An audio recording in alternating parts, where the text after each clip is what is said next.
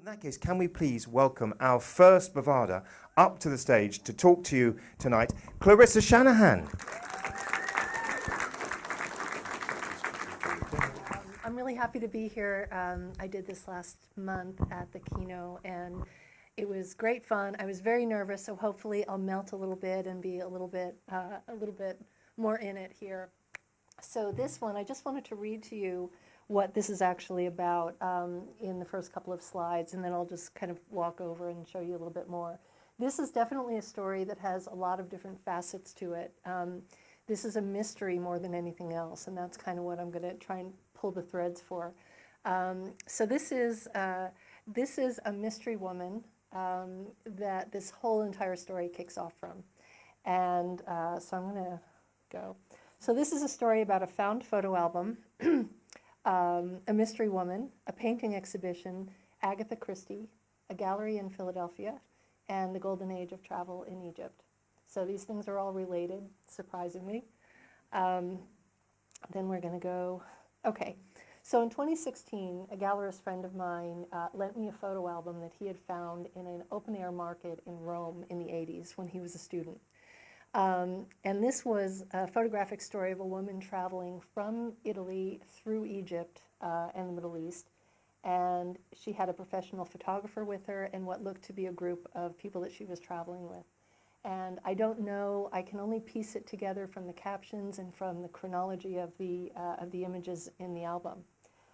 This became a gallery show of paintings, which I'll show you here.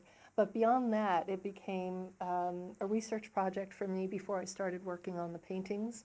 It became a travel obsession for sure. It was a mystery because I still don't know very much at all about the woman. And so for years now, this has kind of been incubating for me, and I've tried on all of these different stories about who she may have been.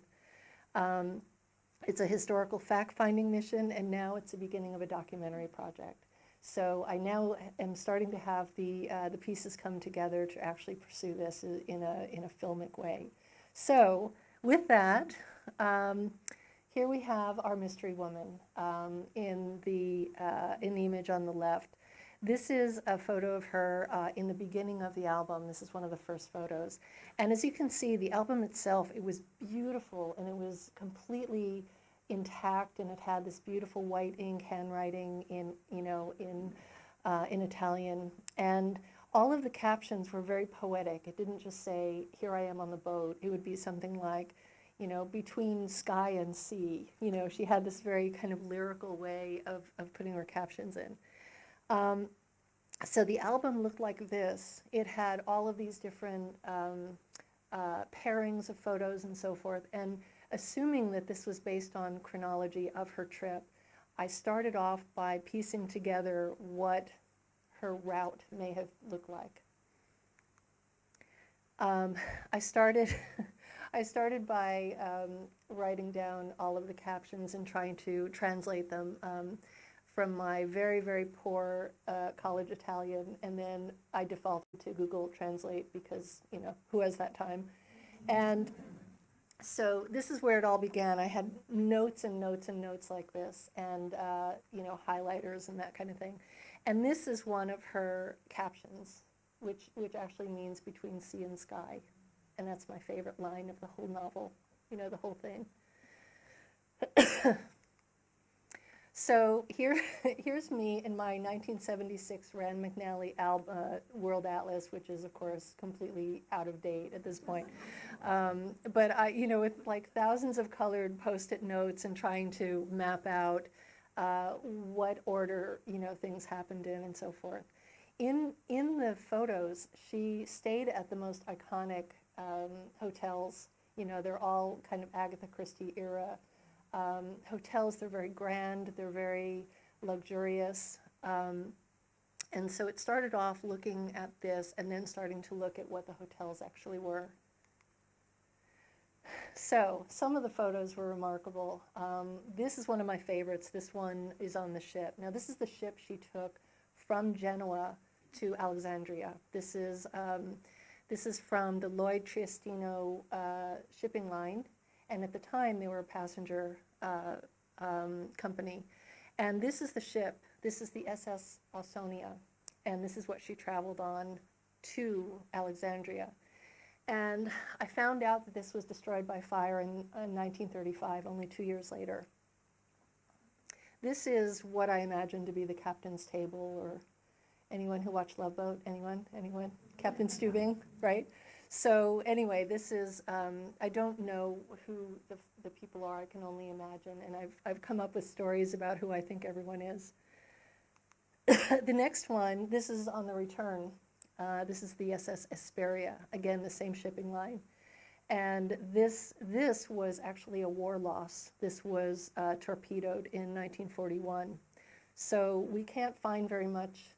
I suppose if I go directly to the shipping line in Italy, then I might be able to find archival images. But I started off with trying to find passenger logs to see if there was any way to find out who this woman was. Bless you. So anyway, so this stopped here. This is as far as I could get online without being a researcher or without going beyond this. So here are a few of the hotels. The Grand Continental in Cairo, I found a lot of archival images of what it looked like in that era, as well as the ones in the album. And this hotel burned down. It was rebuilt on the same site. However, they didn't have, there's not very much to do to connect the old one and the new one. It's just a very separate hotel. However, the rest of the ones are still exist. But this was very, very grand. So this is probably my favorite photo of the whole album, this one here. And this was taken in the Palm Court, and I found a photo from the same year, actually. And it's really fun for me to be able to identify, architectural details or something that's like, this is where they were standing. This is where this all happened. So the woman here in the photo on the left, she is the one second to the right. I don't know who she's traveling with. We have the same, few people that show up in a lot of the photos. I don't know if if she met them on the ship. I don't know if they were part of the same, travel group or tour that's put together. I don't know. This is another one. Mina House was one of the really kind of golden age iconic hotels of the time. And it still exists, but now I think it's Marriott, and it has a very different feel, but it's in the same location and it has the same views, so it was kind of fun to match those up. Then we have the Old Cataract Hotel. This one is significant for a few reasons. First of all, we have the photo on the left, which is actually from the album. This is from the balcony of her room. Then we have a photo I found from now, which you can see is the same location. We have the same architectural detail on the balcony. We have the same view. And then this is one of my paintings of that photo. And so this is kind of how this show was coming about, was kind of researching all of these things. So one of the reasons it's really interesting to me that she was there at the Cataract is she was there at the same time as Agatha Christie. Agatha Christie lived there for a year while she was writing Death on the Nile. So in my mind, they're best friends, and and they meet in the lobby. They have a couple of G&Ts and that kind of thing. But I don't know. I don't know if they ever crossed paths. Is she somebody who might a conversation of theirs, sparked an idea for a character? Like this is the kind of stuff I would really love to get into. But Agatha Christie was very much an influence in bringing Egypt to Europe, to the United States. In that period, first of all, this is her the suite where she lived. So now it's named after her, and this was her sitting room, and this is the front door of the room. Okay, here's another thing, and I'll kind of connect them. When Howard Carter, who is here on the left, he is an archaeologist who is responsible for the discovery of Tutankhamun's tomb. This happened in 1923 through 1925 or 6, right, over a number of years. So when my lady went on this trip, it was really kind of in the wave of Tut mania that was happening.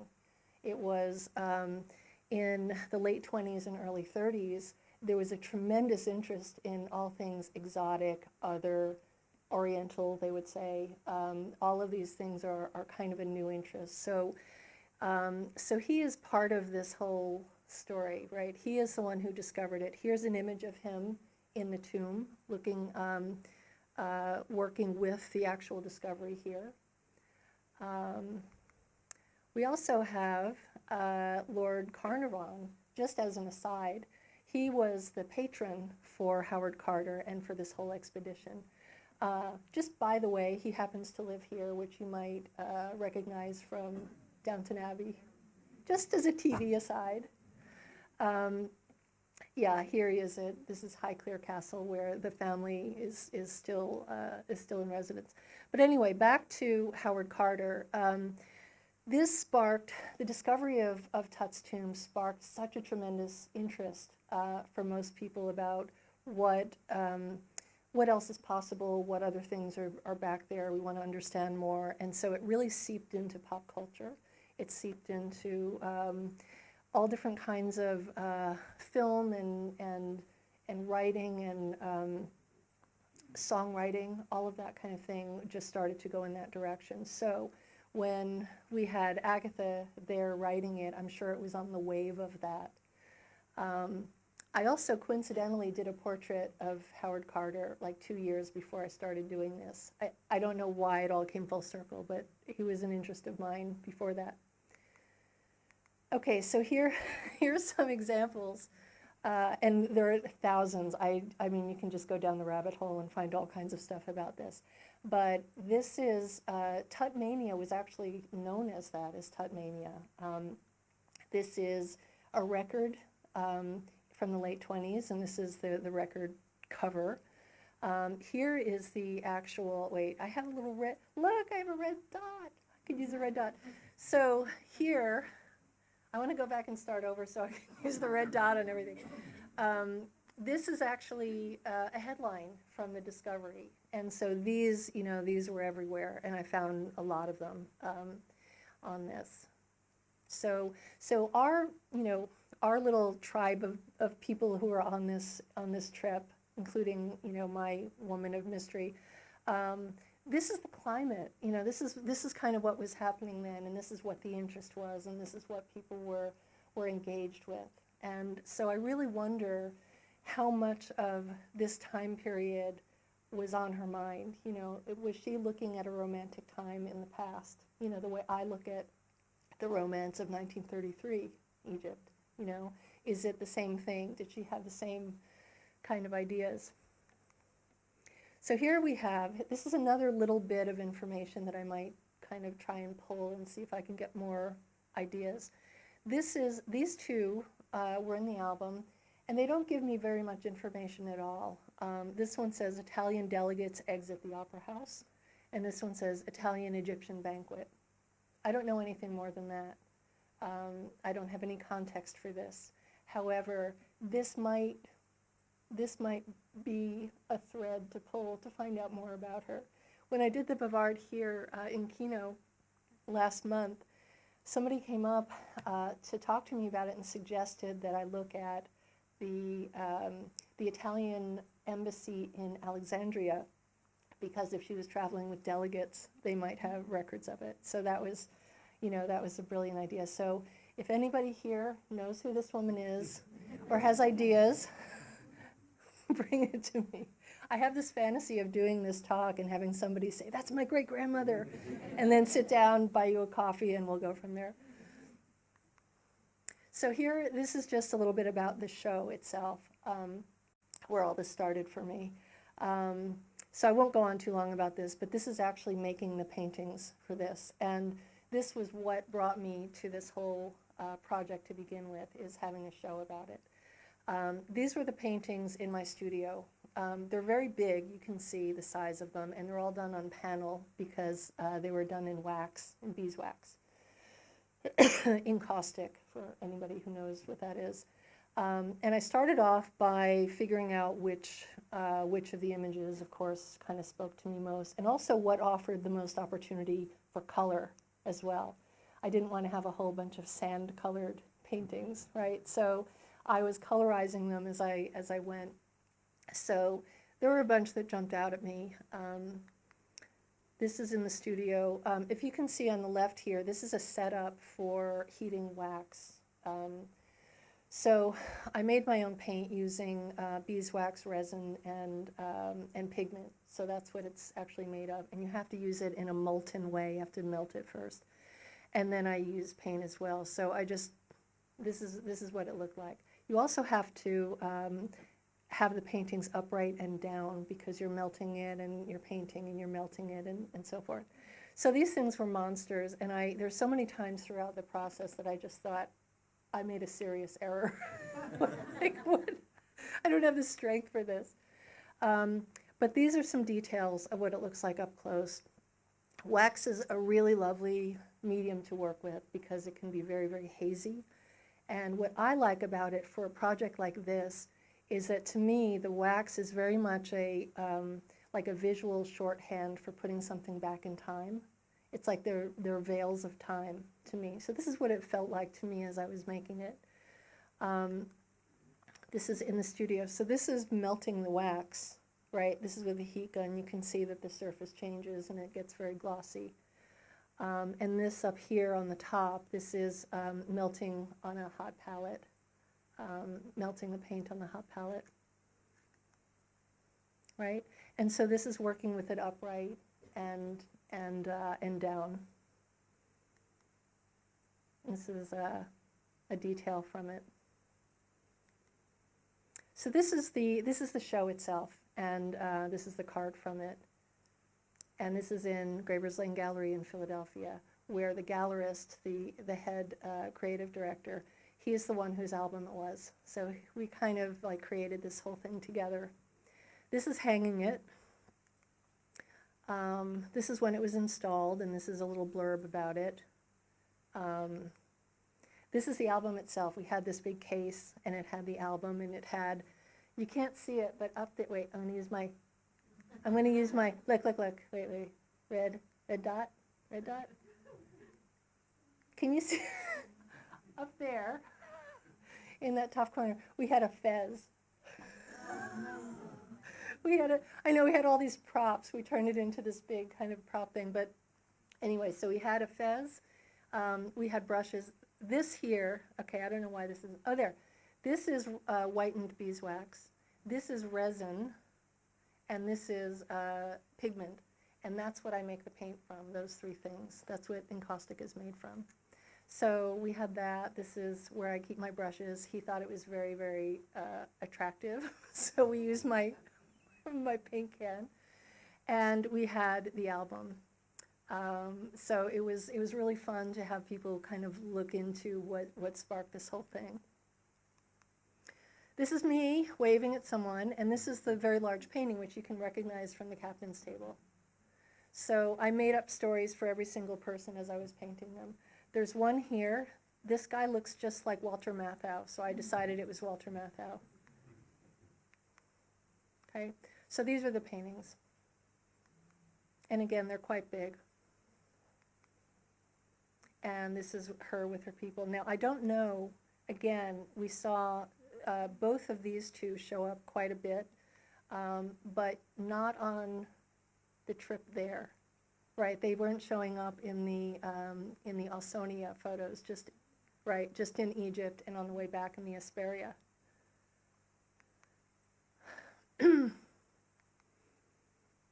So that's it for the paintings. This one is about 7 feet wide. Yeah. Okay, this is my friend Bruce. He's the gallery director, and he's the one who kind of sparked this whole thing. So many thanks to him, because he had a sixth sense that I would take this and run with it, because it's a historical subject that I'm really interested in. And here's me, if you want to follow along as this little documentary kind of gets legs and so forth. This is how you reach me. This is my website. But the documentary, right now, so far, I have some creative collaborators pulled together for it. I have a cinematographer and a couple of producers and a writer. So little by little, we're going to keep chipping away at it and trying to find the story in the story. So anyway, so that's it for me. Thank you so much for listening. Really enjoyed coming here, and thank you, Tim, for asking me.